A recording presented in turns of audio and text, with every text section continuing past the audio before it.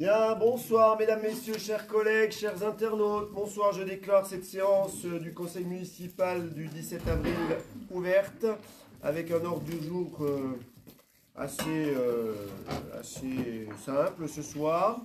Avant de commencer, je vous propose de donner les collègues excusés. Françoise Jeannereau s'excuse et donne pouvoir à Annie Jean. Nous avons Morgane Chab qui s'excuse et qui donne pouvoir à moi-même. J'ai également les excuses par mail de Claire Cretin, sans pouvoir. Y en a-t-il d'autres? Non? Voilà, ce soir, avant de passer à l'ordre du jour, je vous propose de désigner un secrétaire en la présence de Sophie Douvre. Est-ce qu'il y a des abstentions? Est-ce qu'il y a des contre? Je vous remercie. Est-ce qu'il y a des élus qui veulent s'exprimer sur l'approbation du procès-verbal de la séance dernière? Ou est-ce que c'est conforme à ce qui a été dit et fait? Des abstentions, des contre, je vous remercie. Nous allons avoir un certain nombre de lancements de travaux, comme c'est toujours le cas après l'approbation du budget, avec des opérations SIDEC. Et je vais passer la parole à Gilles avec le premier sujet, qui est les travaux de sécurisation des fils nus de la cure. C'est un avenant numéro 1 à la convention de maîtrise d'ouvrage unique. C'est le chantier de la cure qui a été fait l'année dernière, Gilles. Oui, tout à fait, oui. Donc c'est l'avenant numéro 1. En date du 11 avril 2024, le Conseil a délibéré sur un montant de 11 578,40 €. Suite à une modification de tracé, le montant s'élève à 13 336,66 €. Tout simplement, c'est un avenant numéro 1. Donc, voilà, on a des...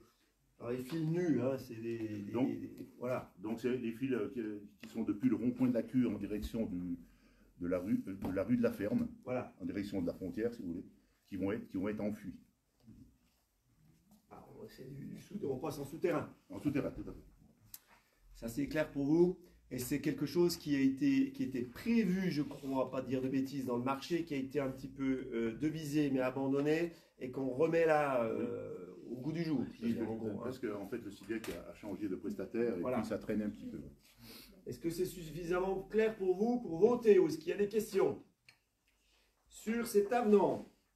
Numéro 1, il n'y aura pas de numéro 2, vous avez compris, puisque le chantier de la cure est terminé, de 13 336,66 € pour la collectivité, avec une participation SIDEC de 3 334,16 €. Est-ce qu'il y a des élus qui sont contre? Est-ce qu'il y a des élus qui s'abstiennent?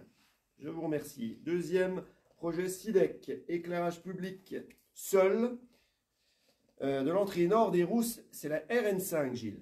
Oui, alors éclairage public, donc c'est les travaux sont estimés à 106 375,05 €.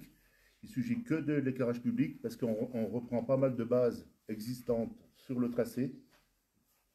Et puis, oui, ça ne concerne que l'éclairage public. En fait. Alors, c'est l'éclairage public qui va être fait par le prestataire SIDEC, vous avez compris, à l'entrée nord de la RN5, chantier qui a...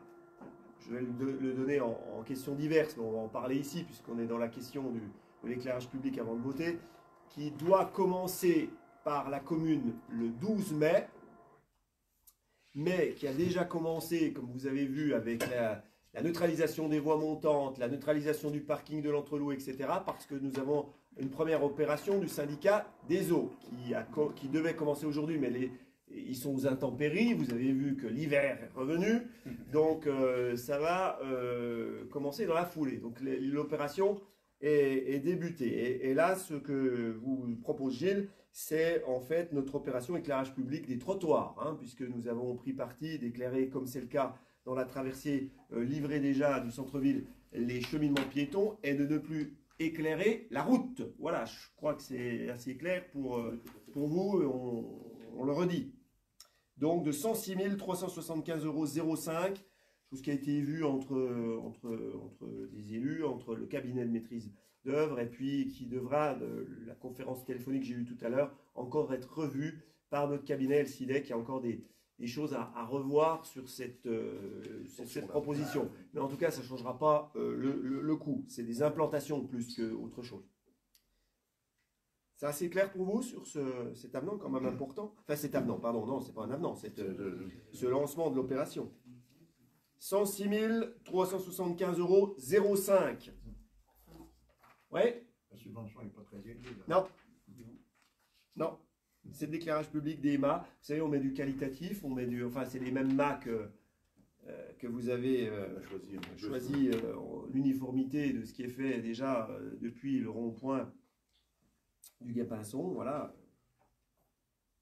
On garde des choses assez coûteuses, oui, oui, de qualité, mais qui a un certain prix. Puis avec quelques masses supplémentaires. Ouais. C'est assez clair. Des gens s'abstiennent, des gens sont contre. Je vous remercie. Et opération SIDEC également. C'est notre autre chantier que vous avez vu au DOB, hein, l'effacement rural de la route de Port-de-France. On a également des travaux d'aménagement et de rénovation de cette rue. Et comme tout le temps, on enterre les réseaux secs. Et qui dit enterrer les réseaux secs dit des coûts SIDEC. Et évidemment, également, avant tout ça, il y a également le syndicat des eaux qui passera Port-de-France. Les réseaux passent avant la finition des enrobés. Donc là, on parle bien de la partie SIDEC, Gilles. Oui, c'est l'enregistrement des réseaux électriques, éclairage public et téléphonique. On est bien d'accord? Pour un montant de 197 736,14 euros. Voilà, je mets à votre réflexion le coût. Vous avez vu que le chantier de la Porte de France en linéaire, il n'y a pas beaucoup. Le coût, alors des fois on nous dit pourquoi vous ne faites pas des enfouissements 200 000 euros là presque d'enfouissement rue de Porte de France, je vous le dis. Alors évidemment quand on peut on fait, quand on y est on le fait, quand on est dans un secteur on fait en sorte d'enterrer les trucs, mais on ne peut pas enterrer tout le village d'un seul coup. Voilà. Mais ceci dit, c'est un raccordement de tous les bâtiments avec des coffrets. Voilà, il y a beaucoup de... C'est dense, hein, là-bas. Il y a beaucoup de travaux. Hein. Oui, c'est dense. Il n'y a pas que du câble sous terre, il y a tous les raccordements. Gilles, tu fais bien de le souligner. C'est pareil pour le syndicat des eaux, d'ailleurs. 270 000 euros. Combien 270 000 euros. Voilà, 270 000 euros de syndicat des eaux, 200 000 euros, j'arrondis. Voilà, on a déjà 500 000 euros de sous-terre. Sous-terre, un demi-million. Voilà, plus le reste. Voilà, c'est un fait. Il faut le faire, mais c'est quand même c'est des choses qu'on ne voit pas et qui ne sont pas spectaculaires, que j'annonce pas forcément à mes voeux quand on est fier de ce qu'on a fait dans l'année, mais il y a quand même un demi-million pour de France quand même, hein, vu comme ça, voilà. C'est que la participation communale. Oui. Pour le SIDEC, oui, mais pour le syndicat des eaux, c'est le syndicat des eaux. D'accord. Oui. Oui, le coût total est plus que ça. On est d'accord ? Eh bien, on les a, les participations, là. Vous les avez dans votre tableau, hein. 734 000. Participation communale, 158 200. Voilà. Avec les principes, 80% à la date d'exécutoire de convention, 20% à l'achèvement des travaux. Ouais, c'est toujours le même. Toujours le même principe avec le SIDEC. Donc là, on lance les grosses opérations de l'année. Vous avez compris. Ouais. Programme de l'été. Programme de l'été. Des questions, les élus? Des abstentions? Des contre? On en arrive toujours un petit peu au SIDEC, ces grosses conseils SIDEC, avec notre adhésion ILUM. Vous en entendez parler un petit peu souvent du ILUM. ILUM, c'est une convention qui arrive à terme. C'est des conventions de 6 ans. Des contrats ou des conventions de 6 ans avec le SIDEC exactement, qui gère nos points d'éclairage public. Et vous avez eu, on va en dire un petit mot dans votre envoi du conseil municipal, justement la synthèse de ces 6 ans passés avec le contrat ILUM, qui vient réparer nos points qui sont en panne, on a une convention également, et puis remplacer les candélabres vétustes quand il y en a, changer, moderniser un petit peu nos points de la commune. Un petit chiffre important, les petits chiffres page 3 que vous avez, qu'il faut quand même citer.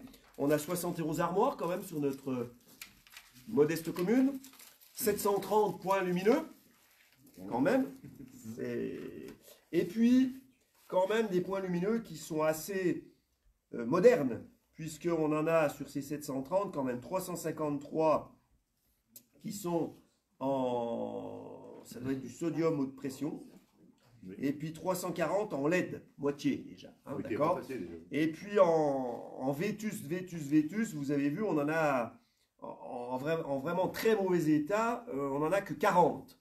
Donc ces 40 sont dans des programmes annuels de remplacement. Ils sont ciblés et au fur et à mesure, on les remplace effectivement chaque année. Voilà le programme ILUM. Le programme ILUM a des rapports que je ne vais pas tout vous détailler. On vous rappelle que les interventions sont dans des délais qui sont inscrites dans la convention, avec 15 jours pour un défaut sur un point lumineux, 4 jours pour un quartier ou une rue qui est éteinte. Voilà les délais d'intervention. 4 heures pour une intervention d'urgence de mise en sécurité suite à un sinistre, l'accident de la route, des choses comme ça. Hein, voilà. Et c'est un petit peu comme ça que ça fonctionne. Voilà, et vous avez la liste de tous l'éclairage public de la commune. Voilà un petit peu. Donc on vous propose ce soir,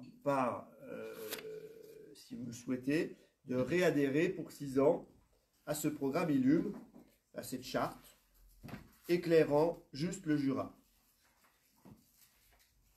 Voilà. Je ne sais pas si vous avez des questions. Pour 6 ans. Le coût, hein, on n'en a pas parlé, c'est 18 € par an et par point lumineux. Donc si vous savez calculer, vous multipliez par nos 730 points x 18, ça fait quand même une belle somme.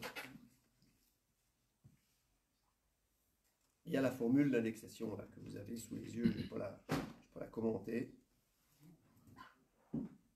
Ok? Pas de sujet? On n'adhère pas?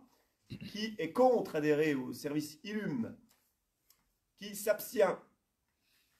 Merci. Voilà, on a fini de dépenser. On va essayer de faire un petit point personnel. Du personnel, pas un point personnel. C'est la création et la suppression de postes. Suite à un départ en retraite, nous sommes obligés de modifier les tableaux des RH de la commune. Il est proposé au conseil de supprimer un poste d'agent de maîtrise principale à temps complet et de créer un poste d'adjoint technique à temps complet à compter du 1er 05 2025. Voilà. Et suite à une mutation, on vous propose de supprimer le poste d'adjoint du patrimoine principal deuxième classe, tout le monde convient avec l'intitulé, tout le monde sait de qui on parle, à temps complet, et de créer un poste d'adjoint administratif principal deuxième classe à temps complet à compter du 1er 05 2025. Ça concerne ce poste-là, notre médiathèque. Voilà, donc un départ en retraite, une mutation et des remplacements. Ce n'est pas les mêmes postes, donc on est obligé de passer au conseil. Vous avez l'habitude maintenant de ces petites modifications administratives. Pas de sujet? Est-ce qu'il y a des gens qui sont contre? Est-ce qu'il y a des gens qui s'abstiennent? Voilà. Point culture maintenant, avec un avenant à la convention de participation au portail départemental Jumelles, vous le connaissez, c'est Delphine qui va nous expliquer tout ça. Alors, tout à fait. Donc, après les enfuissements enterrements, on va parler un peu de culture. Vous connaissez ces points, on les évoque chaque année. Là, on va parler de la convention Jumelles. Alors, Jumelles, c'est Jura Médiathèque en ligne. Ce service existe depuis 2007 au niveau du département. C'est le département qui a mis en ligne ce portail, en place ce portail, qui permet en fait à toutes les médiathèques du département de consulter les catalogues de bibliothèques publiques qui sont informatisés dans le département. En 2011, pour augmenter en fait toute la gamme offerte à la population, le département a proposé une participation des communes afin justement d'augmenter cette offre numérique à leurs abonnés, sachant que le département continue à assumer les frais techniques de maintenance. Alors cette participation elle est calculée au prorata du nombre d'habitants. Le prorata de nombre d'habitants, donc si nous ils sont partis sur la base de 3702 habitants et ça nous fait nous une participation financière communale de 370,20 €. Voilà, tout ça pour avoir le service Jumelles qui est un service très apprécié de nos habitants. et qui est donc offert par la médiathèque des Rousses. Donc on vous propose de délibérer sur cette somme de 370,20 € pour Jumelles pour cette année à venir. Des Si tout le questions? monde est d'accord ou pas. On le fait tous les ans. Ça fait, je dirais, une bonne dizaine d'années qu'on le fait. Voilà, dès que la médiathèque rouvrira, on aura ce service à nouveau redisponible, qu'il y a en ligne, je crois. Il est en ligne, oui. On peut consulter des magazines, on peut consulter même des ouvrages en anglais, en allemand. C'est très varié. C'est bon pour vous? Des questions? Pas d'abstention, pas de... Je vais le faire, Delphine. Pardon. Je pense que c'est à moi de le faire. Comme tu veux. Mais je vais reprendre la main. Est-ce qu'il y a des questions déjà? Est-ce qu'il y a des abstentions? Est-ce qu'il y a des cons? Voilà, Delphine est bien lancée. Il y a une autre convention avec la BFC sur les coupons avantages jeunes. Voilà, je continue dans le cadre de la culture. Maintenant, c'est la région Bourgogne-Franche-Comté donc, qui propose le coupon, la carte, le coupon. Thomas, on coupe ton portable s'il te plaît. J'ai l'impression d'être en cours. C'est pas possible. Bonsoir. La carte avantage jeune. Donc, T'es le père, t'es le fils. Non, mais attendez, là, vous m'avez complètement perturbé. Excuse-moi. Voilà, la région Bourgogne-Franche-Comté qui propose l'insertion d'un coupon avantage bibliothèque aux bénéficiaires de la carte avantage jeune. Voilà. Donc, c'est un abonnement gratuit d'1 an qui est offert donc, par la région.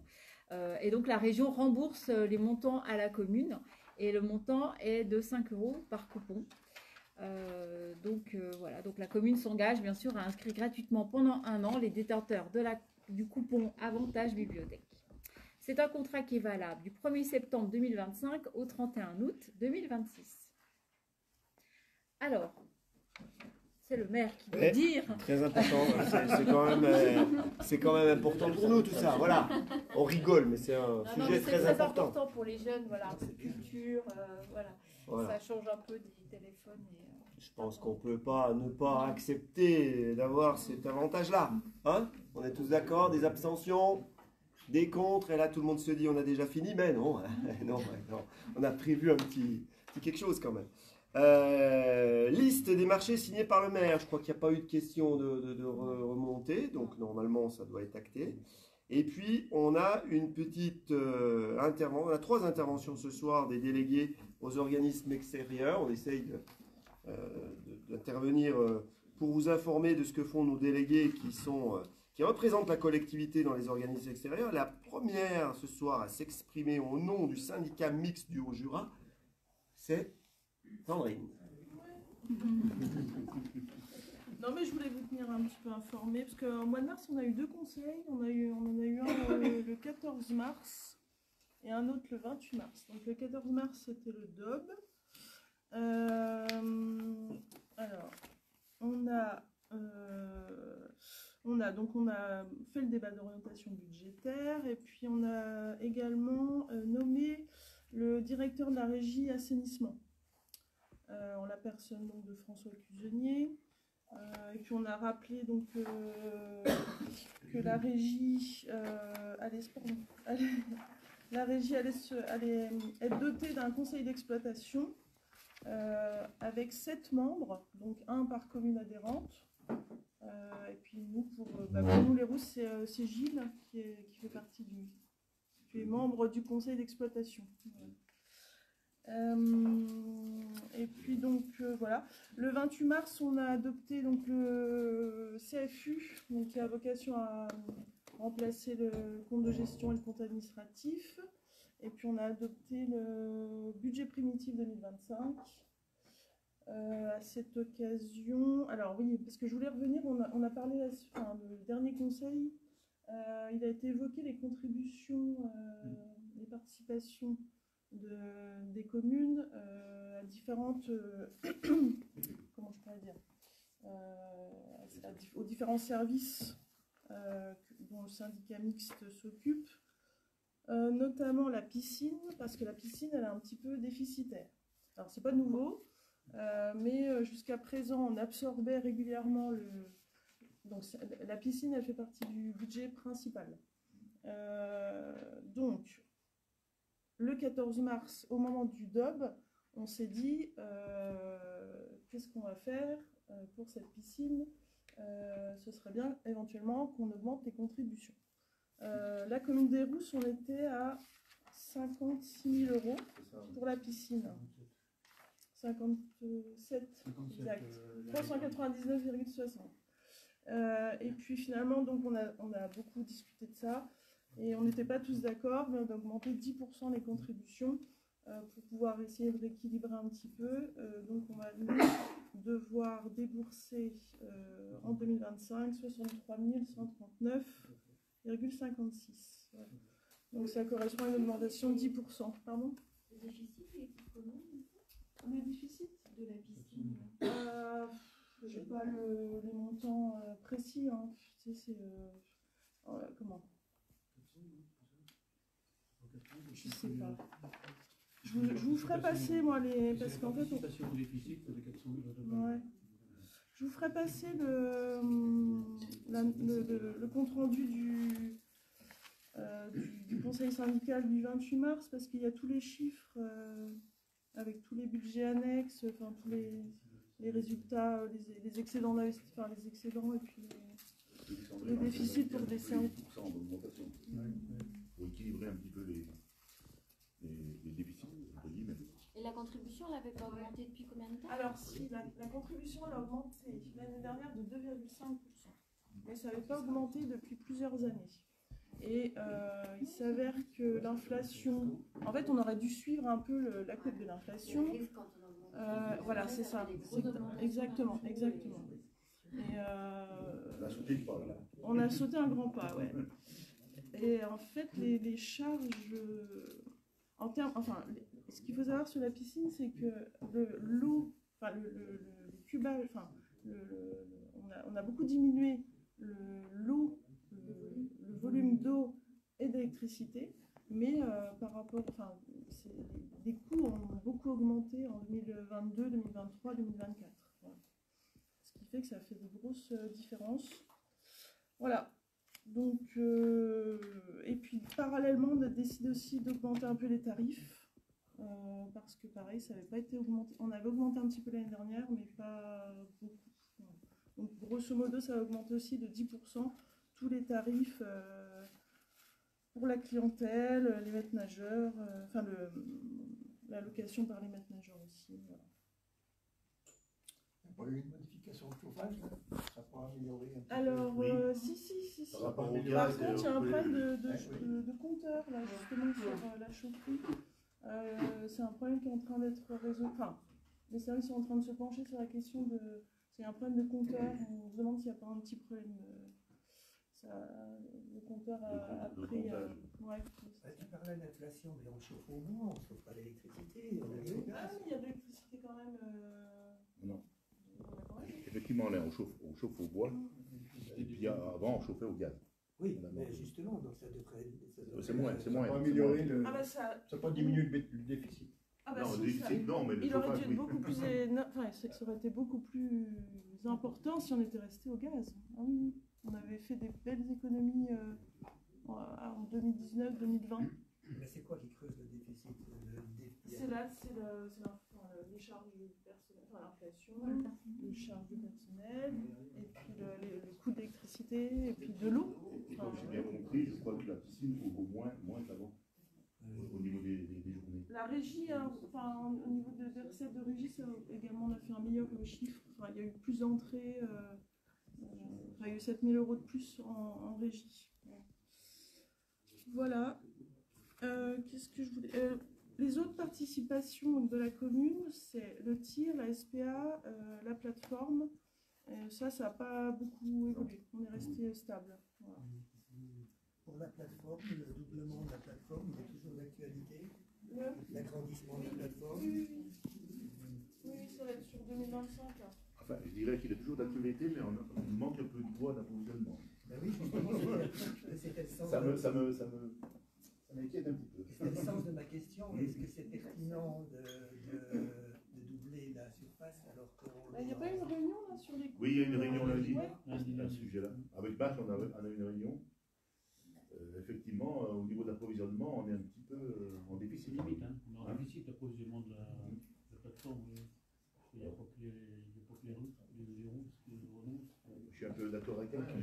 Pour faire une plateforme qui ne met pas de bois dedans. Oui, Oui, c'est ça. parce que si on achète Cette année, le bois, j'ai compris qu'on achetait, ils vont acheter un peu de bois à l'extérieur, Oui, donc tout à fait. il y aura moins de place à l'utiliser à la plateforme. Tout à fait, Oui. on est d'accord. Bon, C'est après, des- c'est pas- c'est peut-être des décisions qui ont été prises avant ce marasme forestier. Bon, à savoir, je crois que le syndicat a embauché un bûcheron. Donc le contrat va être signé, je crois, au mois de juin. Oui, Marc, hein, C'est ça. et puis aussi l'achat d'un tracteur. Ah oui, donc c'est bien ça. Normalement, ça devrait un peu décanter un petit peu tous les coupes de bois que les prestataires ne voulaient pas faire. Ah, ne voulaient pas faire, ils n'avaient pas le temps. Oui, je suis d'accord. J'ai une autre précision. On a également décidé d'augmenter de 3 € la redevance pour le SPANC. Les personnes qui ont un assainissement non collectif reçoivent une fois par an une redevance du syndicat mixte qui s'élevait jusqu'à présent à 22 € par an. Bon, apparemment, donc on a regardé un petit peu ce qui se faisait autour de nous et il s'avère que les collectivités voisines, donc on a pris au Jura Saint-Claude et Terre d'Émeraude, elles, leur redevance c'est plutôt entre 30 et 32 € par an. Donc nous, nous si on appliquait l'inflation, on serait plutôt sur 27, on aurait dû entre 27 et 30 €. On a décidé de proposer une redevance de 25 € par an pour les propriétaires qui sont soumis à l'assainissement non collectif. Voilà. Est-ce que vous avez voté les pénalités pour les contrevenants dont on parlait la dernière fois quand tu as présenté le bilan des... Non. Pas à ma connaissance. Non. Non. Je ne sais pas si les pénalités sont... Non, on n'en a pas parlé tout à l'heure. Je ne sais pas si on a déjà prévu. Oui, Non, on a prévu. il y en a prévu. Mais après, il faut que vous Les appliquer, oui, les mettre en Non, application. vous les votiez parce que Ah, d'accord. j'ai plus un certain pourcentage, il était question de dépasser à 50, à 200%, ou je ne sais plus. Même bon. Même plus 400%. 400%, de 22 Il €. me semble que c'était 400%. Oui, Ouais. en valeur, c'est rien. Oui. Il me semble que le chiffre de 400 me parle. Oui, 400%. c'est-à-dire que- D'accord, mais je ne sais pas là. Alors, je ne sais pas si c'était voté, je ne crois pas. Ça me parle pas. Non. On va, Mais je veux pas. on va demander. Oui, Vous êtes un peu fait, un peu frais. C'est tout ce que je voulais dire. Est-ce que vous avez des questions à Sandrine sur le syndicat mixte? Non? C'est clair pour vous? Merci. Eh bien, on va passer au syndicat intercommunal des eaux du plateau des Rousses avec Alain, qui est... sur les syndicats. Oui, bon, une soirée délégation. Moi, j'ai souhaité faire le point devant le Conseil sur la situation du syndicat des eaux. Donc, il ne s'agit pas d'une communication obligatoire et institutionnelle comme on le fait d'habitude avec Isabelle pour le RPQS. Mais j'ai voulu faire ce point parce que le syndicat vient de renouveler sa délégation de service public qui démarre au 1er avril. Après une procédure assez longue administrative, au cours de laquelle, là je réponds un peu à des questions qui m'ont été posées par les uns et par les autres, le mode de délégation a été choisi par le syndicat, mais devant l'impossibilité de passer en régie. On a essayé, on a pris un cabinet extérieur qui a fait une étude, un audit complet de notre situation pour nous indiquer quel type le mode de gestion le plus efficace pour notre syndicat. Il s'avère que nous, on n'a pas la taille pour passer en régie. Bon, je pourrais détailler pourquoi, quels sont les points qui étaient bloquants. Donc on est resté en DSP, la DSP commence au 1er avril. Donc j'ai voulu faire un point là-dessus, et en particulier sur les structures tarifaires. Donc je vais demander à Véronique si elle peut afficher le document que je vais vous commenter.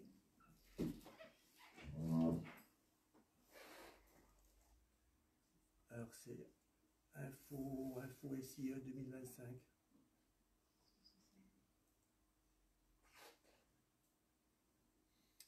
grand-chose, ce document-là. Ah si, ça y est.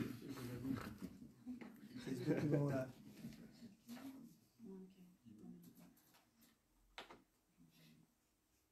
Parce que celui-là, je pourrais presque le commenter aussi. Je l'ai sur une clé, si ça Non, là. pas. Voilà, c'est ça. Donc, si vous pouvez remonter, voilà. On va se focaliser sur le prix de l'eau, un peu plus haut, s'il vous plaît, Véronique. Vous filmez ça, Edouard, non? Ben, je vais m'approcher pour que vous ayez plus de force. Donc, vous voyez le prix de l'eau. Le prix du mètre cube d'eau, il s'élève à 3,29 € par mètre cube. Quand on parle de prix du mètre cube, c'est par rapport à une consommation de 120 mètres cubes. C'est la facture type de l'INSEE. Sinon, on compare des choses qui ne sont pas comparables, parce que la part fixe ne joue pas le même rôle selon qu'on consomme beaucoup ou pas. Et elle s'élève à 3,29 pour 1000 litres, c'est-à-dire 0,3 centimes par litre. Mais si vous vous souvenez de ce qu'Isabelle nous a dit la dernière fois, on était à 3,11. Donc en fait, le prix de l'eau augmente. Ça n'a l'air de rien, c'est centimes, mais ça fait quand même une augmentation de 5,5%. Alors c'est vrai qu'on est des petits joueurs par rapport à vous à la piscine. Et donc il y a 4... là, vous pouvez projeter le tableau. Voilà. Il y a 4 acteurs de l'eau qui perçoivent de l'argent sur la facture. Il y a le délégataire, ensuite la collectivité, c'est-à-dire le syndicat des eaux, l'agence de l'eau, et tout en bas, la TVA, c'est-à-dire l'État. Le délégataire, donc son rôle, c'est de produire de l'eau, c'est-à-dire de pomper de l'eau du lac, de la mettre dans des tuyaux, de la rendre potable déjà, de l'envoyer sur les éviers et de facturer. La part, il y a une part fixe, 65 € hors taxe par an, et une part variable. Vous avez le prix de la part variable selon qu'on consomme plus ou moins si on est en dessous ou au-dessus de 100 mètres cubes. Ça, c'est assorti d'un coefficient de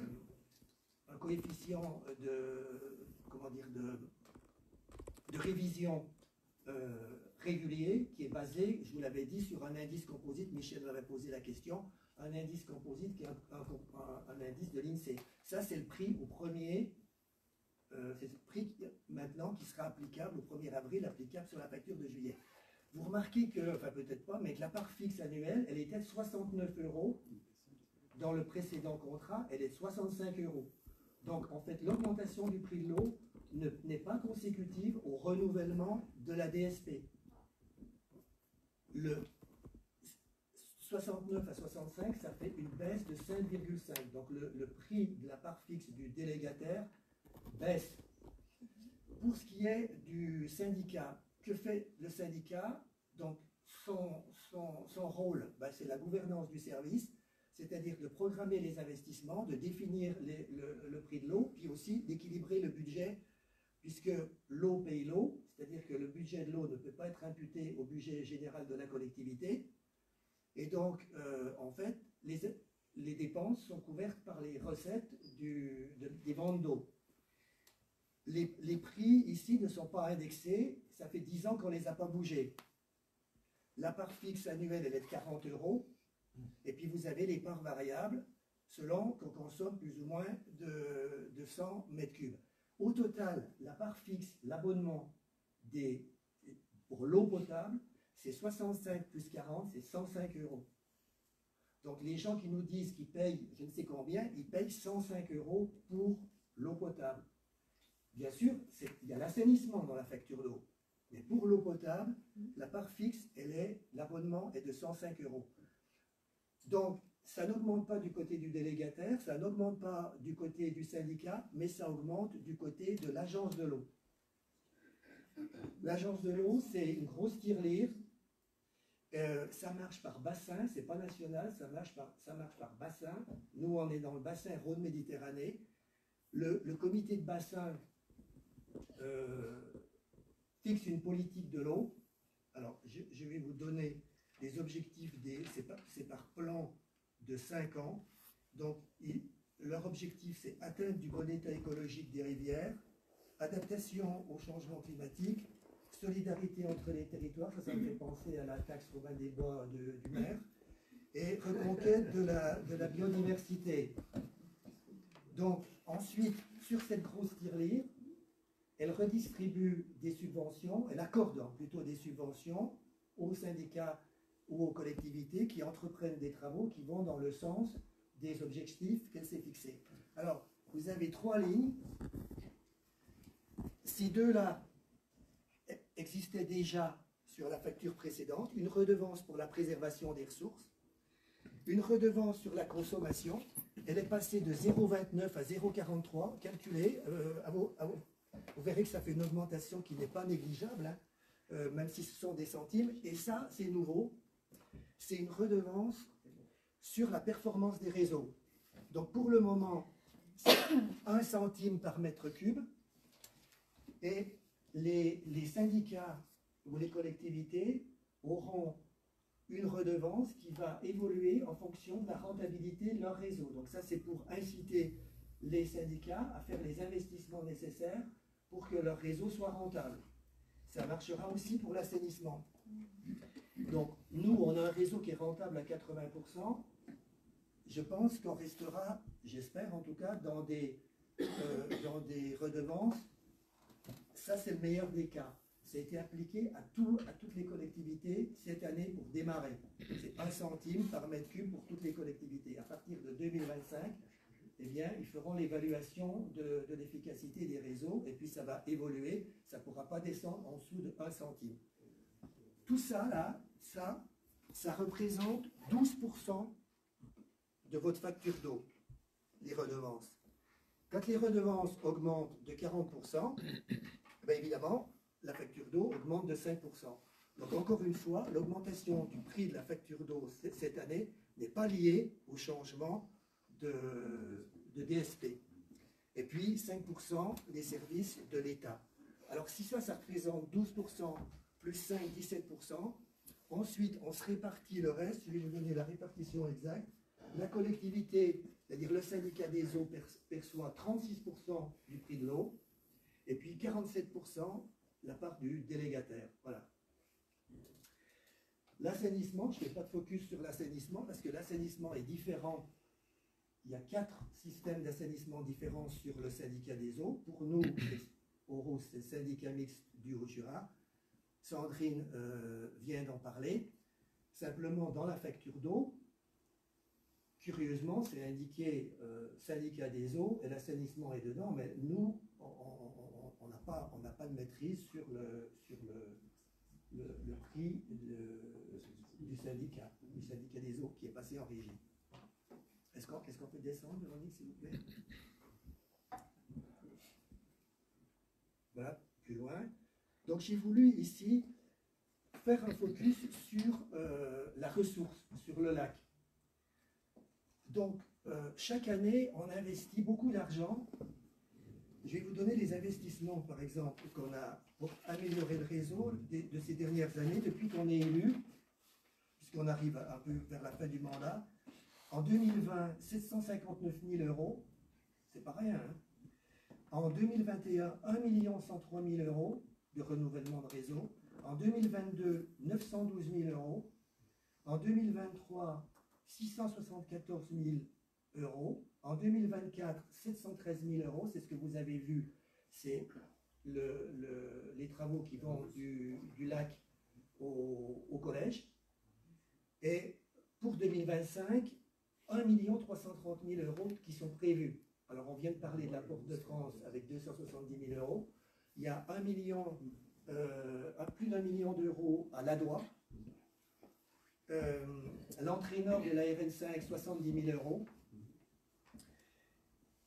On a aussi, je ne sais pas si vous avez vu, des travaux qui sont en cours déjà sur la station de pompage. On change le toit et on va mettre de la solarisation. Donc pour à peu près 100 000 euros. Et donc du coup, depuis 2009 à 2023, on est passé de 68% de rentabilité du réseau à 79%, presque 80% en 2023. Et Donc, en fait, on s'inscrit dans la politique de nos prédécesseurs de renouvellement des réseaux pour éviter de perdre de l'eau sur le trajet avant les éviers. Alors, quand on dit que l'eau, elle est perdue, elle n'est pas totalement perdue, elle retourne au milieu naturel. Cependant, on l'a puisée dans le lac et elle n'arrive pas complètement sur les éviers. Dans le nouveau contrat de DSP qui nous lie avec Suez, Suez s'engage à ce qu'à l'issue de la DSP, c'est-à-dire dans les 8 ans qui viennent, on soit à 85% de rentabilité. C'est un engagement contractuel du délégataire. C'est-à-dire que le délégataire va mettre plus de temps, plus d'argent à la recherche des fuites sur les réseaux, c'est-à-dire on va consacrer 500 heures par an de recherche de fuites. Donc on n'attend pas que ça se casse pour voir qu'il y a une fuite, on essaye de détecter des fuites qui ne sont pas visibles. C'est-à-dire en fait ce sont souvent des micro-fuites, mais qui font qu'il y a des pertes en ligne et tous les capteurs qu'on a à différents endroits ne nous indiquent pas qu'il y a une fuite parce que les fuites ne sont pas suffisamment importantes pour être captées. Donc il faut les rechercher avec des moyens audio et d'autres moyens, je ne vais pas détailler ici. Et puis pour finir sur la ressource, je vous ai préparé 2 tableaux ici qui sont particulièrement intéressants pour ce qui concerne le lac des Rousses. Vous voyez le nombre d'abonnés au syndicat des eaux. Alors déjà, vous voyez la régularité depuis 2006, la régularité de la croissance de la population. C'est vraiment une croissance régulière. Donc le nombre d'abonnés a augmenté de 23% en 15 ans. Ça, c'est cohérent avec ce que nous dit l'INSEE sur la population du village des Rousses. Il n'y a pas que le village des Rousses, hein, c'est tout le périmètre du syndicat. Mais vous voyez que la population augmente. Alors souvent, on me dit, oh là là, mais est-ce qu'il y aura de l'eau pour tout le monde? Il faut arrêter de construire, il n'y aura pas d'eau pour tout le monde. Alors, on se calme, puis on regarde ce que ça donne, les volumes qu'on soustrait dans le lac pour nos abonnés, avec la rentabilité du réseau, plus d'1 million en 2008-2009, et 770 000 mètres cubes 2021, 22, 23 et 24, c'est pareil. 770 000 mètres cubes, c'est une régularité, le métronome, là, ces quatre années-là. On voit ici qu'il y avait 2 années où on a consommé plus, c'est la mise en route de l'usine, du nouveau site de production, et il a fallu s'ajuster, il y avait plus d'eau de lavage, etc. Donc on a plus soustrait dans le lac des Rousses. Mais si on faisait une courbe, enfin, les 2 courbes sur un même graphique, elles se croisent en fait. On arrive à diminuer les prélèvements en dépit de l'augmentation de la population. Maintenant, je ne vous cache pas qu'on a touché un point bas et que maintenant, ça va réaugmenter parce que même avec 80% de rentabilité du réseau, on va rester en dessous de 800 000 m3, ce qui est tout à fait raisonnable. La capacité du lac des Rousses, elle est de 5 millions de mètres cubes, pour vous donner une idée. Et on soustrait 770 000 m3. Alors, voilà. Alors, je pourrais vous donner les détails des investissements qui ont eu lieu ces dernières années, si vous le souhaitez. Et je voudrais vous montrer ce que c'est. Alors, on va avoir un gros investissement à faire dans les années qui viennent, qui n'est pas véritablement sur le réseau lui-même, mais qui est le remplacement du réservoir de tête des TUF. Et là, on est sur 3 millions et demi. Donc, le syndicat a un seul emprunt, sans intérêt, c'est-à-dire une avance de l'agence de l'eau qui nous a été faite en 2019 pour la nouvelle unité de production. On rembourse 126 000 € par an pendant 10 ans, sans intérêt. Mais on n'a pas d'emprunt, autre que celui-là. Sans doute qu'il faudra emprunter, ou en tout cas prévoir des financements, solliciter les subventions pour le réservoir de tête. Est-ce que vous pouvez afficher le profil altimétrique, s'il vous plaît? Je voulais vous montrer quand même comme c'est compliqué, parce que je pense qu'on ne se rend pas compte de la complication du système. Et je vais vous montrer ce que c'est que le réservoir de tête et à quoi ça sert.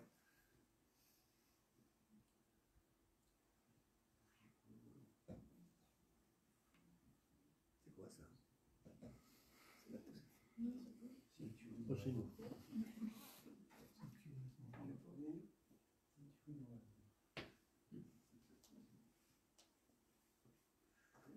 Oui, c'est ça.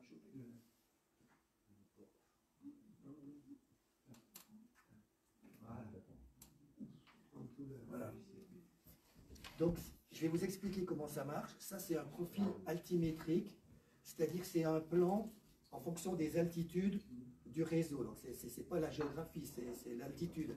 Donc, tous les carrés, je vais me mettre là, c'est plus simple. Bon, ça fait un peu un stick, mais bon, on ne se refait pas. Tous les carrés comme ça, ce sont les réservoirs avec l'altitude des réservoirs. Toutes les lignes bleues, ça symbolise des conduites où l'eau coule de haut en bas en gravitaire. Et les lignes rouges, c'est de l'eau qui coule, mais qui est forcée, c'est-à-dire de l'eau qu'on refoule pour la monter sur des points hauts. Donc on part du lac, on pompe l'eau dans le lac, on l'amène à l'unité de production, on force l'eau au réservoir du Rizou, tout le monde le connaît, donc on passe de 1065 à 1122, et du réservoir du Rizou, ça descend en gravitaire, ici, jusqu'à Bois d'Amont, puisque le réservoir de Bois d'Amont, il est en dessous, il est en 130. Donc par les vases communicants, hein, bon, ça revient là, on alimente Bois d'Amont, ensuite à Bois d'Amont, comme il y a des maisons qui sont au-dessus en altitude du réservoir du Rizou, on est obligé de reprendre de l'eau, de la repousser dans le réservoir à 1194. Ce réservoir, il est au départ des pistes de ski de Bois d'Amont. Ça, c'est le réservoir de tête de ce service-là. L'eau, elle descend en gravitaire, on l'a vu, elle va à Bois d'Amont, mais elle va aussi à Trélars pour aller à Morée, et elle descend à la Doie pour alimenter la Doie à 820 mètres d'altitude. Ça, c'est ce qu'on appelle le bas service. Après, le haut service, et c'est là qu'on va devoir changer le réservoir de tête. On part alors, on pompe l'eau du lac, même chose. On pousse l'eau jusqu'à la cure. Alors, déjà, vous vous rendez compte, il faut amener l'eau depuis le lac vers le collège, ensuite le Grand Cher, etc. Enfin bon, il faut l'amener à la cure. Et de la cure, on la reprend avec des pompes, c'est la petite bâtisse qui est vers le rond-point, là. On la reprend avec des pompes et on la repousse pour qu'elle monte jusqu'au réservoir des Tuffes, qui est le réservoir qui est au Jouvencel.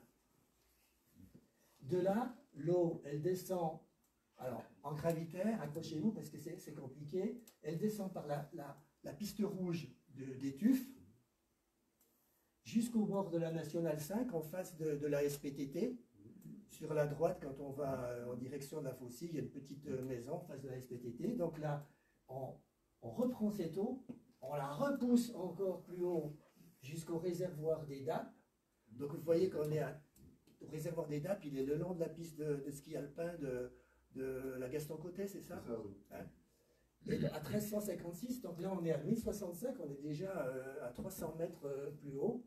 Et ce réservoir des DAP, là ça descend en gravitaire pour le Tabagno et en direction de Mijou, où c'est repris par la Régie des eaux gessiennes pour la Faucille et la Vatelle.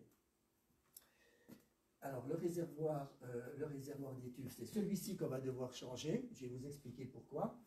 Ça descend en gravitaire ici pour aller à Prémanon. Donc Prémanon, vous avez...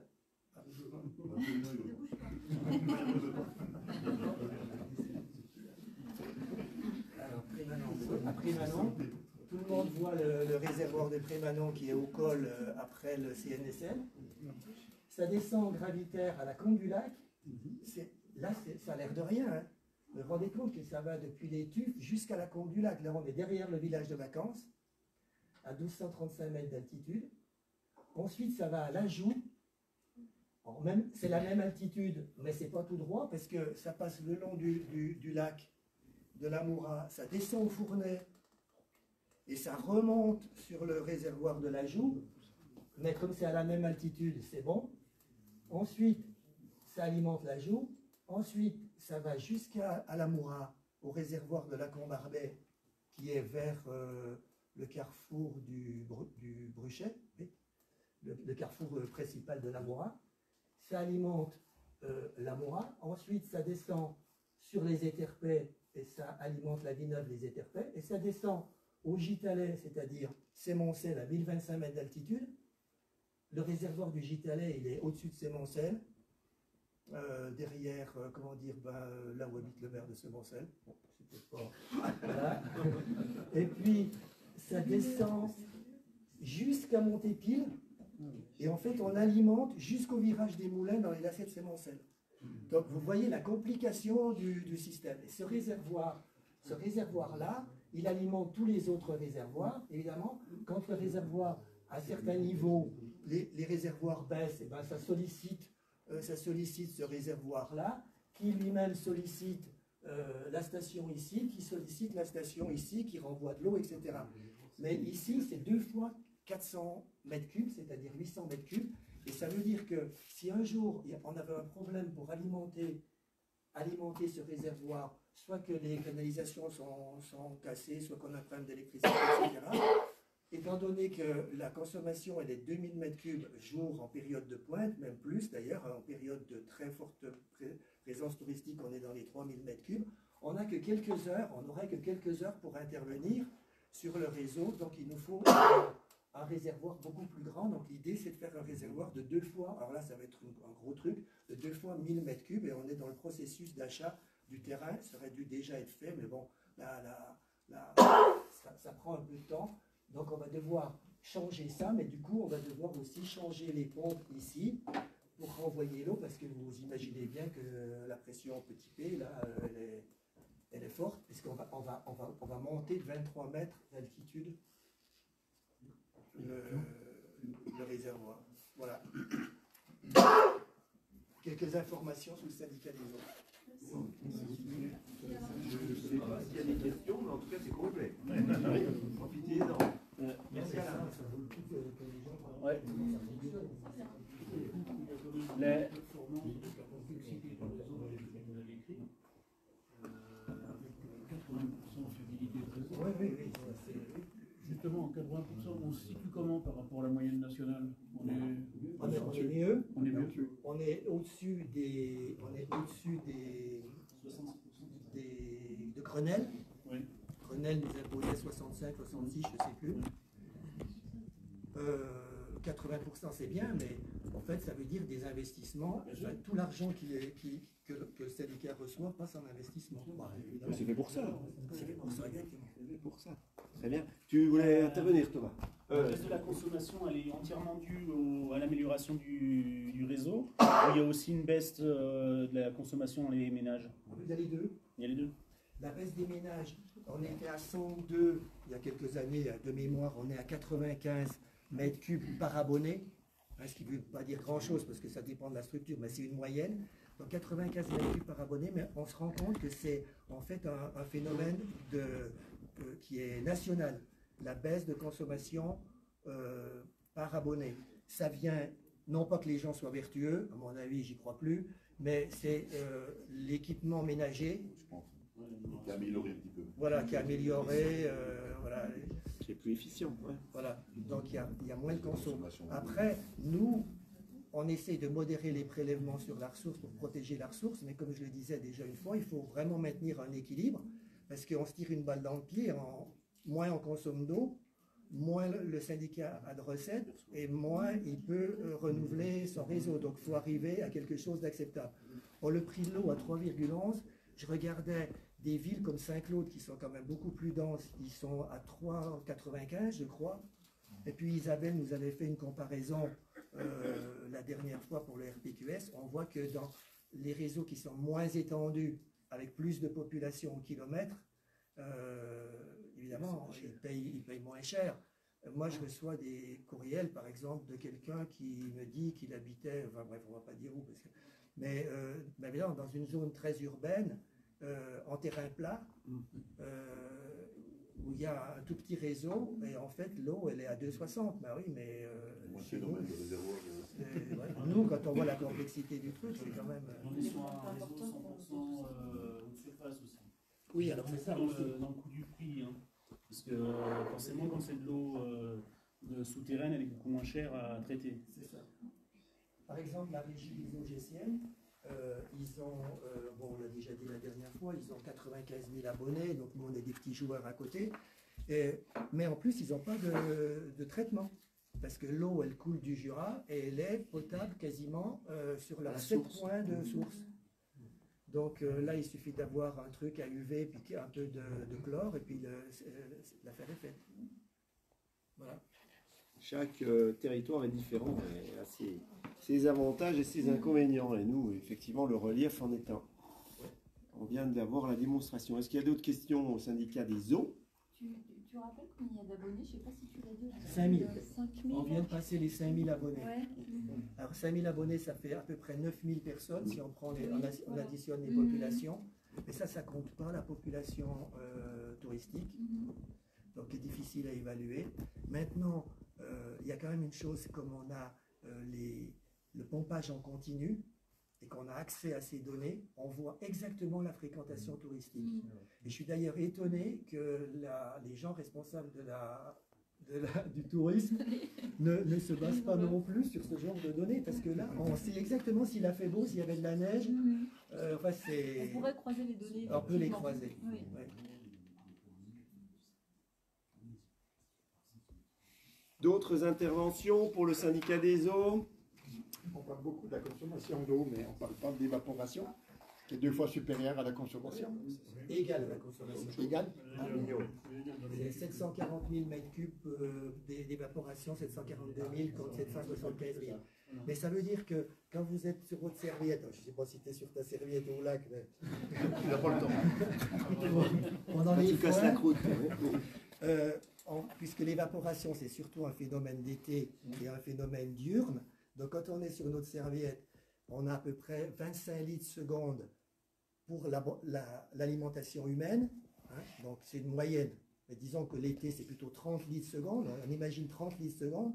À ce moment-là, en évaporation, on a 3 fois plus. C'est-à-dire que là, on a 90 litres seconde qui sortent du lac. C'est impressionnant. On n'a pas de Ouais. on parle que de la consommation. On le rappelle tous les ans au GRIM qui a eu lieu la semaine dernière. Voilà, très intéressant. Il nous reste, Robert, puisque tu as la parole, un syndicat, le syndicat, le SICTOM. C'est ça, hein? Oui, c'est ça. Voilà. Alors, un petit point sur le rapport annuel du SICTOM. La poursuite de la mise en place des MOLOC se poursuit et sera terminée cette année. Il reste encore 8 communes à installer. Le prix de revient d'une tonne collectée est de 86,30 € en service d'apport volontaire, au lieu de 287 € la tonne en porte-à-porte.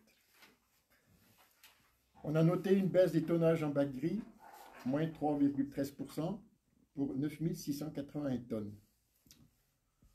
On a noté un maintien pour les bacs jaunes. On a noté une hausse pour les cartons et les papiers, plus 4,22% pour 255 tonnes. Et une baisse assez conséquente pour le verre, moins 5,70%, 2045 tonnes. Ce qui fait 216 kg par habitant, alors que la moyenne nationale est de 249. En 2024, on a constaté une nette dégradation du tri à ce sujet. Vous avez eu une information dans vos boîtes au mois de décembre, je pense. 3% du verre aurait dû être mis dans les containers à verre. 5% des déchets auraient dû être mis en déchetterie. 23% des emballages auraient dû être mis dans les bacs jaunes. Et 37% des déchets auraient pu être compostés. Ce qui fait 21% d'erreurs. Alors, en dessous de 15%, ça coûte 36 € la tonne de traitement. Et entre 15 et 25%, ça coûte 70 € la tonne. 10 composteurs collectifs ont été installés. Ils nécessitent beaucoup de surveillance. Il faut un référent par composteur. Et surtout, faute d'exutoire pour traiter ce compost. On a déjà 2000 tonnes de déchets verts à traiter. 10 944 composteurs ont été mis à disposition des particuliers. On a une augmentation de 7% des passages en déchetterie, avec plus 4,5% de tonnage en plus à 11 500 tonnes. Surtout des déchets verts, plus 27%. On a constaté 21 192 passages à la déchetterie des Rousses. C'est énorme. Hein? C'est bien. Ouais, c'est beaucoup. Il y a 21% en plus. Ça fait. Ça a bien compris. Les travaux de la nouvelle déchetterie de Saint-Claude avancent bien et on devrait inaugurer cet automne. Coût 2 millions d'euros quand même. Quelques données sur le compte administratif 2024. En fonctionnement, recettes 5 770 336 euros. Dépenses 5 609 156 euros, ce qui fait un résultat de 160 180 euros. En investissement, les recettes 1 172 788 euros. Et en dépenses, 1 215 252 euros. Un petit déficit de 42 464 euros. On a constaté une dégradation du tri, une augmentation des frais de fonctionnement, un dérapage du coût de réparation du matériel, font que la taxe va passer de cette année de 86 euros à 92 euros par habitant. Voilà, si vous avez des questions, merci de m'avoir écouté. Avec grand plaisir. Voilà. Où sont les 10 composteurs? Surtout dans des bâtiments collectifs, où il faut un référent par bâtiment. Ah oui, d'accord. Ouais. Et donc on n'a pas de solution pour... on amasse des déchets, enfin des composts, mais on ne sait pas où le mettre, c'est ça? La plateforme de Montrond est déjà saturée. De Montron. De Montron. Donc on a un Parce problème. que, je sais pas, moi, les maraîchers, enfin, je sais pas, on n'a pas assez de... Oui, ça fait pas beaucoup de Ça fait tonnage. pas beaucoup, ouais, ça fait pas assez. Bah, qu'est-ce qu'on va en faire? Mais c'est ça le problème. Bah oui, mais... C'est ça le problème. Donc le Ça particulier, sera- lui, il peut composter dans son jardin, voilà. dans sa cour, tout Ouais. ça, mais ouais, là, non, c'est un problème. C'est Chez nous, ça c'est que un c'est pas problème. été réfléchi avant, ça. De se dire, non, mais c'est quand Non, même... c'est pas que c'est réfléchi, c'était une décision gouvernementale. C'est une loi. C'est une loi, hein. C'est pas... Non, mais je dis pas que c'est le symptôme antibiotique. Non, mais c'est dingue. Je veux Oui, dire, c'est- on met en place quelque chose de vertueux, Oui. mais On sait impose pas- quelque chose, sait on n'a pas la suite. bon, bah, On n'a pas la on va filière. amasser, on va amasser. C'est un problème. Bien, d'autres questions pour le poubelle? Justement, sur les composteurs dans les habitations collectives, il y a un programme qui est prévu, quelque chose, parce qu'en fait, il y a plein de collectifs où ça attend. Il y a des gens, ils installent leur propre composteur en bas de l'immeuble, et il n'y a pas de mise en collectif, quoi, donc il y a peut-être quelque chose à faire. Je ne pense pas qu'il y a beaucoup de composteurs en bas d'immeuble. C'est des composteurs j'en ai 3 collectifs. Dans mon immeuble, il y en a 3. Ouais, mais ça, c'est des initiatives personnelles. Ouais, c'est voilà, pas- mais Ah ouais. quelque part, c'est pas quelque chose qui devrait être fait comme ça. Soit on met un Oui, collectif. mais ça c'est déjà. Est-ce que c'est autorisé par le syndic? Ça, je ne sais pas où c'est. Et puis, on a échangé avec le CICTOM. Le CICTOM, et vous savez qu'on avait demandé, et je l'avais annoncé d'ailleurs il y a plus de 2 ans, comme quoi on allait installer vers la gendarmerie un composteur CICTOM. On avait même mis des photos, je me rappelle. Et ça ne marche pas. J'ai dit, mais où ça en est? Ils ont fait des commandes. Non, mais je vous le dis, ça ne marche pas. Ils ont fait des tests à Saint-Laurent Il y en a Grand Haut. 3. Ont-ils dit, c'est la cata, quoi. Voilà. Donc, il y a un moment donné, il y a l'engagement environnemental, il y a l'engagement politique, mais si c'est derrière, ça ne marche pas, on ne met pas les gens dans la buse. Donc, c'est à l'étude. Enfin, c'est ce qu'on m'a dit. Moi, je ne suis pas allé constater que ça ne marchait pas. Je vous répète bêtement ce que les gens qui gèrent nos poubelles m'ont dit. Et c'est compliqué. Si tu n'as pas dans l'immeuble un référent, ça a été appelé comme ça, qui s'en occupe vraiment, qui contrôle que tout ce qui est mis dedans est vraiment à mettre dedans. Et si tu n'as pas un service technique, on va quand même pas embaucher des gens. Pour aller, voilà, ça ne fonctionne pas. Donc il y a ce qu'on veut, il y a ce qu'on peut. Je vous mets en garde là-dessus. C'est toujours. Puis après, il y a ceux qu'on fait, visiblement, eux, quand ça marche bien, ils ne savent plus où mettre le compost derrière. Donc quand ça marche pas, c'est problématique. Puis quand ça marche bien, c'est problématique. Donc, Oui, ça trie ta poubelle, mais si à un moment Il faut une surveillance tous les jours. tous les jours. Ça reste de la terre. Hein. C'est contraignant. Puis après, Donc, tu vas pour prendre l'instant- ta petite bouette, puis tu vas mettre dans la forêt. Ou si tu n'as pas de filière, ouais. Ouais, je sais pas. C'est un peu curieux. Sébastien. Excusez-moi, je vais faire une petite remarque ou poser une question peut-être à Robert Amselner, mais un peu hors cadre par rapport à ce qu'a nous présenté Robert. Mais pour avoir fait un peu le tour et puis pour avoir déjà pu assister à l'opération Montagne Propre, on a un peu fait le tour de certains secteurs. On s'aperçoit que les endroits où on ramasse beaucoup de choses maintenant, c'est pas forcément sur les zones de pratique concernant les activités qui sont faites sur le territoire, c'est à proximité des molocs. Je m'explique. On a beaucoup d'endroits, entre autres sur les secteurs où il y a un peu de vent, ou à côté des molocs, excusez-moi le terme, ça vient des déchetteries, quoi. Les gens, parce qu'ils ont tous des poubelles où ils viennent verser dans le conteneur de recyclable, s'il y a un peu de vent, ça envole des papiers, il y en a partout, quoi. Il y en a partout. Alors, est-ce qu'il y a quelque chose de prévu à ce niveau-là, au niveau du SICOM, à la charge de qui? Parce qu'on ne peut pas laisser continuer comme ça.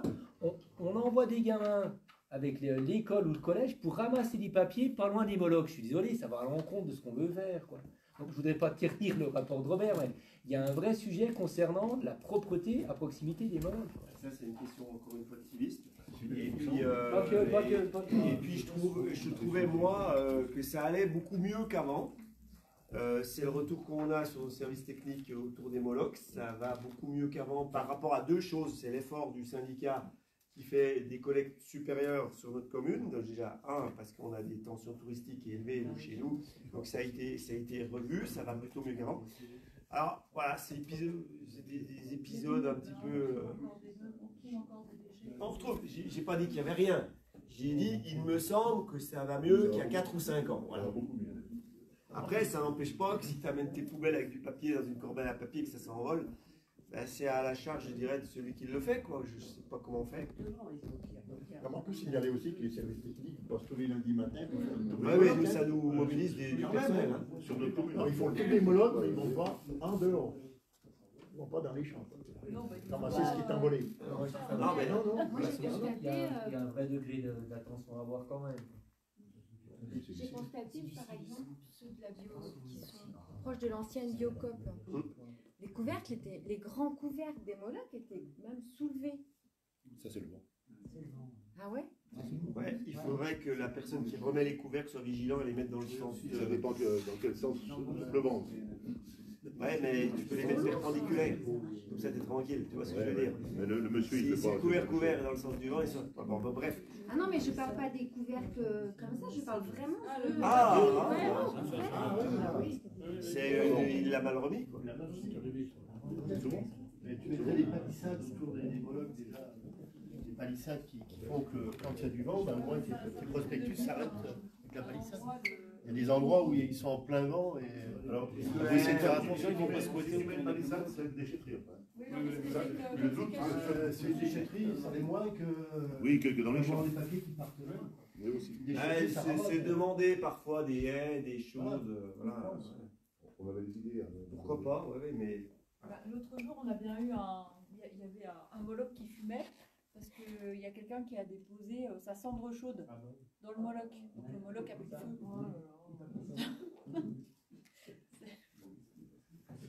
C'est arrivé une fois à celui de la... Non, au bout de la rue du Noirmont. Il y a un coup, j'ai appelé le pompier, il était en train de bien brûler dedans. Quoi. Il est foutu le moloc, on est obligé de creuser, de le renlever. Non, mais ça sent vraiment le plastique cramé. Voilà, et on n'est pas là pour. Mais oui, effectivement, il y a des problèmes, mais je trouvais que moi, personnellement, que ça allait mieux, mais je peux me tromper. Que les gens étaient un petit peu plus. Ça dépend des quartiers, ça dépend des va-et-vient. Et puis, on a aussi des gens qui sont peut-être pas au courant de comment on fonctionne, parce qu'ils viennent. On a du tourisme aussi. Hein. Voilà. C'est vrai que selon les régions, le fonctionnement est différent. Donc, les vacanciers qui arrivent ici, ils s'adaptent quand même aussi au système de tri qui n'est pas le même que chez eux. C'est pas les mêmes couleurs, c'est pas. Voilà, on se recentre, on a vu les égouts, on a vu l'eau potable, on a vu les poubelles. On va parler un petit coup maintenant des questions diverses. Je vous remercie à tous de vos brillantes interventions. Et on va enchaîner, Delphine, si tu veux bien, avec Seb, on peut lancer le débat sur la semaine de l'environnement. Oui, on va rester effectivement dans les déchets. Voilà, donc nous avons lancé la semaine de l'environnement du 5 au 13 avril. comme tous les ans depuis le début du mandat, voire le mandat d'avant. Donc l'idée, c'est effectivement d'encourager les gens à aller ramasser les déchets. Les associations jouent le jeu. Donc voilà, je voulais quand même saluer le travail des associations qui sont mobilisées pendant cette semaine pour récolter des dizaines de kilos de déchets quand même. Voilà. Faut quand même le dire. Donc autour du lac, un petit peu partout. Il y a eu un peu moins de mobilisation que d'habitude, malheureusement. On a eu moins de retours. On avait proposé justement avec Intramuros que les gens nous envoient les photos, les quantités collectées. Et bon, on sent une petite perte de vitesse. Cette semaine dans l'environnement, effectivement, elle est terminée. C'était du 5 au 13 avril. Seulement, non, elle est pas terminée parce que c'est tous les jours qu'on peut ramasser les déchets qui traînent. Il y en a autour de chez nous. Enfin, voilà. Donc, c'est vraiment des gestes citoyens à faire. Donc, on encourage quand même les gens à poursuivre et puis à ramasser quelques déchets. Effectivement, il y a eu, je crois, la Sogestar qui a ramassé au niveau des pistes. Et puis des associations telles que Attention pour la Terre et d'autres en fait. Donc on les remercie de leur mobilisation, c'est important.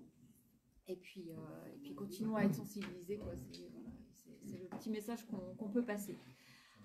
Voilà, en termes d'environnement, en termes de ramassage des déchets, moi c'est tout ce que j'ai à dire.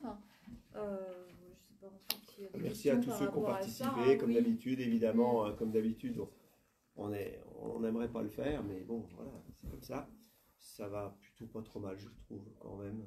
Non, mais ça marche pas trop mal, mais voilà, il y a eu peut-être quand même une petite baisse d'activité par rapport à peut-être l'année dernière. En tout cas, c'est ce qu'on a constaté avec Édouard, qui est derrière l'écran, et le petit bilan qu'on a fait.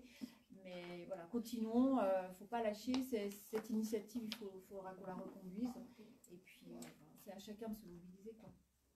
Julia Ladois également, le comité des fêtes, a fait ça. Le comité des fêtes, oui, voilà, ils sont très très actifs aussi. Ils ont fait la semaine d'avant, mais peu importe, l'idée c'est de le faire. Oui, voilà.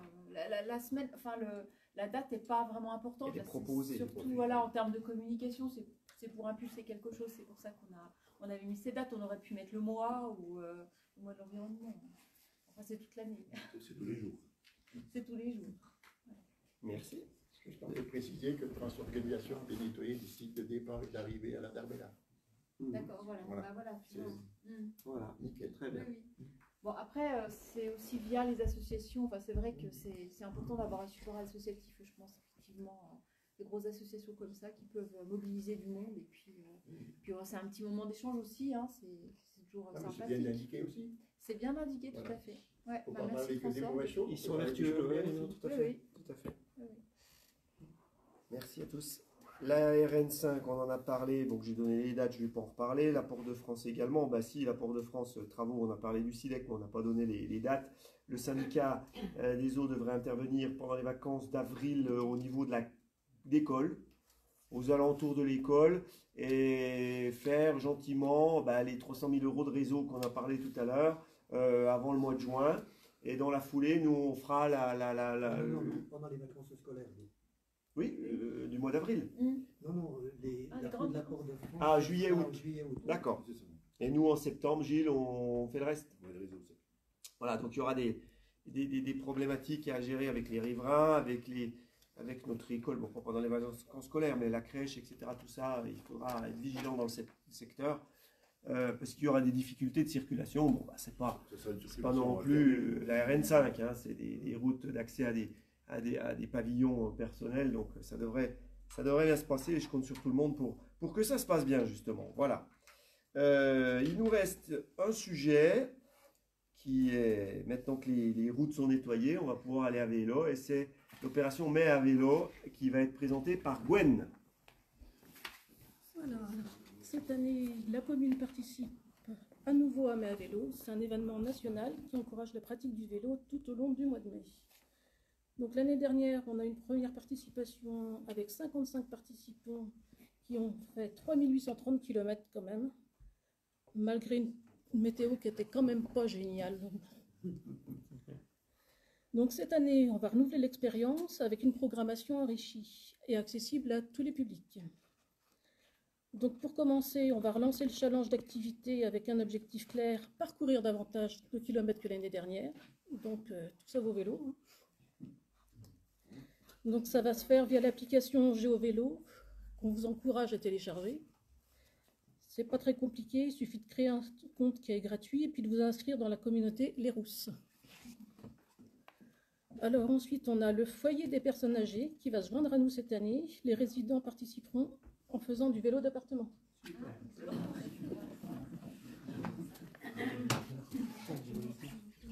On a aussi la périscolaire qui va organiser une journée spéciale vélo. Donc au programme, une balade à vélo autour du fort le matin, un petit parcours de perfectionnement pour aider les enfants à maîtriser le vélo et obtenir un diplôme « Je sais rouler à vélo ». Avec le diplôme, je dois l'avoir par là. Voilà. Ensuite, ils pourront assister via l'atelier d'autoréparation de la bijouterie jurassienne à des ateliers de réparation. On leur apprendra à changer leur roue, je sais pas, enfin à réparer leur vélo et puis à l'entretenir, quoi. Voilà. S'il n'y a pas de panne, on ne fera rien.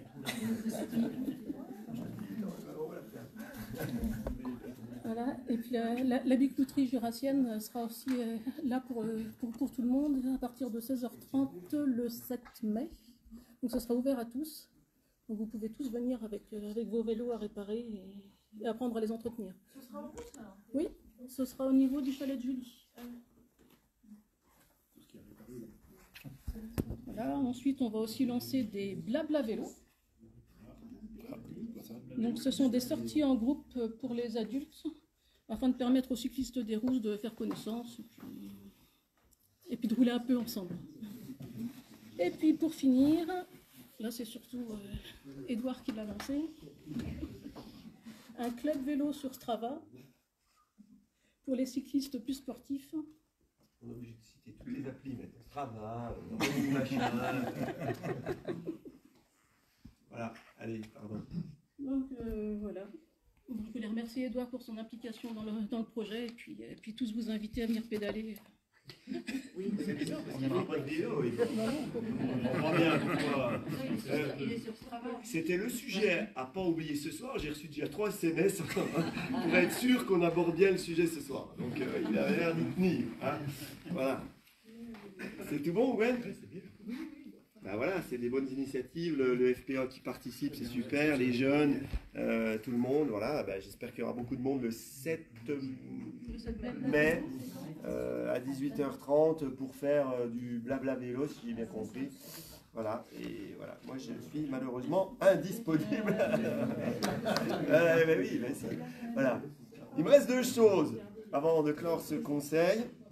La première, c'est de remercier Madame la Présidente qui vient de parler pour l'organisation du Pont des Arts et également à sa participation dans l'organisation, hein, Delphine, tu m'as dit, du Festival du film vert, qui s'est déroulé, ces 2 événements culturels qui sont déroulés sur notre commune ces derniers temps. Donc il n'y a pas que du vélo, il n'y a pas que du ski, il y a aussi un petit peu du nettoyage et de l'environnement, il y a aussi de la culture. Et le Pont des Arts a une belle démonstration. Pont des Arts qui a été un petit peu entaché malheureusement par l'organisation des élections législatives partielles. On n'est absolument ni l'organisateur, ni les exposants, ni la commune responsable de ça. Sans enlever un petit peu l'aspect participation des collèges, tout ce qui était un petit peu représentation théâtrale, malheureusement, mais c'est comme ça. Les élections sont une priorité dans les communes, évidemment.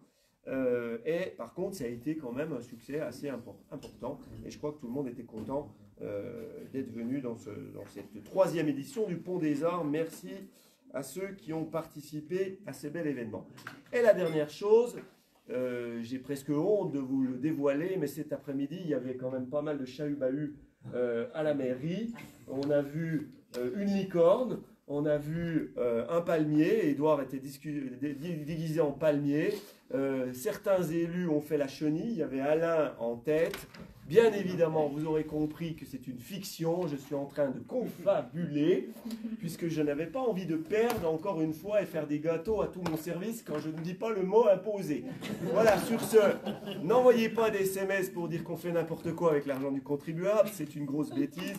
Vous irez voir dans le dictionnaire ce que ça veut dire. Voilà. Est-ce qu'il y a des élus qui ont d'autres choses à dire? Là, pour la placer, je peux dire. Voilà. Et en tout cas, quand même, il y a un petit peu du vrai. Je souhaite quand même bon anniversaire à une de nos collaboratrices qui m'ont donné ce mot qui est implaçable. Voilà. D'autres choses? Non? C'est bon? Eh bien, je lève la séance. Merci à tous.